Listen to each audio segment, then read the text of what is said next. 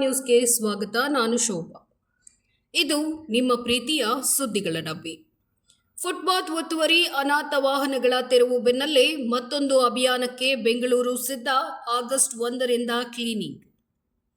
Footpath ಒತ್ತುವರಿ ತೆರವು, ಅನಾಥ ವಾಹನಗಳ ತೆರವು ಕಾರ್ಯಾಚರಣೆ ಬೆನ್ನಲ್ಲೇ ಮತ್ತೊಂದು ಮಹತ್ವದ ಕಾರ್ಯಾಚರಣೆಗೆ ಬೆಂಗಳೂರು ಸಿದ್ಧವಾಗ್ತಿದೆ.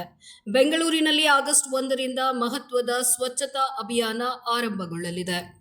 ಬೆಂಗಳೂರು ನಗರಾಭಿವೃದ್ಧಿ ಸಚಿವ ಕೃಷ್ಣ ಬೈರೇಗೌಡ ಅವರು ಈ ಅಭಿಯಾನಕ್ಕೆ ಚಾಲನೆ ನೀಡಲಿದ್ದು, ನಗರದಾದ್ಯಂತ ಸ್ವಚ್ಛತೆಯನ್ನ ಖಚಿತಪಡಿಸಿಕೊಳ್ಳಲು ಸರ್ಕಾರ ಬದ್ಧವಾಗಿದೆ ಅಂತ ತಿಳಿಸಿದ್ದಾರೆ. ವಿಶೇಷವಾಗಿ ಕಸದಿಂದ ಕೂಡಿದ ಖಾಲಿ ನಿವೇಶನಗಳ ಮಾಲೀಕರಿಗೆ ಈ ಅಭಿಯಾನವು ನೇರವಾಗಿ ಅನ್ವಯಿಸುತ್ತದೆ. ಆಗಸ್ಟ್ 15ರ ಒಳಗೆ ತಮ್ಮ ಖಾಲಿ ಸೈಟ್ಗಳನ್ನು ಸ್ವಚ್ಛಗೊಳಿಸಲು ಮಾಲೀಕರಿಗೆ ಕಾಲಾವಕಾಶ ನೀಡಲಾಗಿದೆ.